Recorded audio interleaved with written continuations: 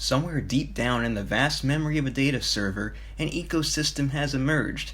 A small bubble of life has blossomed. Paper Beast is born.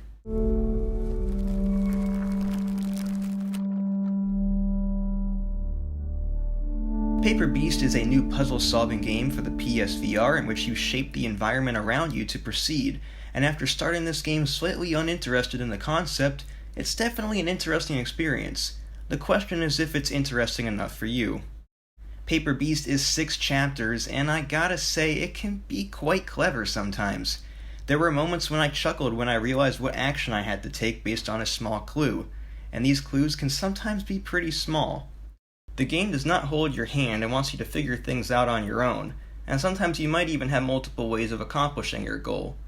Early in the game, I needed to figure out a way to drain some pulsating water so that I could move forward, and I realized I had one of 2 options: build a wall of sand on one side or knock down a hill of sand on the other side. So for those of you who love puzzle solving, this might be a decent purchase for you. The problem arises with there not really being enough game for me though. And while the game's sound is absolutely incredible, the images aren't quite refined enough to truly get you absorbed in the spectacle, which is a shame because there are certain moments when the sound is just so good that I couldn't believe it.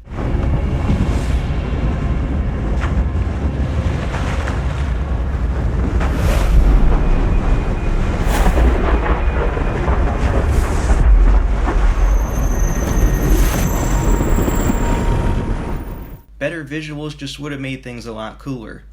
And unfortunately, the game utilized point-and-click movement, which doesn't bode well for immersion either. Now, as I said, the lack of too much to do leaves a lot to be desired as far as gameplay. It's almost more comparable to a tech demo or experience that costs $30 and lasts roughly 3 hours. There is a sandbox mode where you can shape the terrain and place paper beasts around to make your own ecosystem, but it's not really anything that can keep you continuously entertained.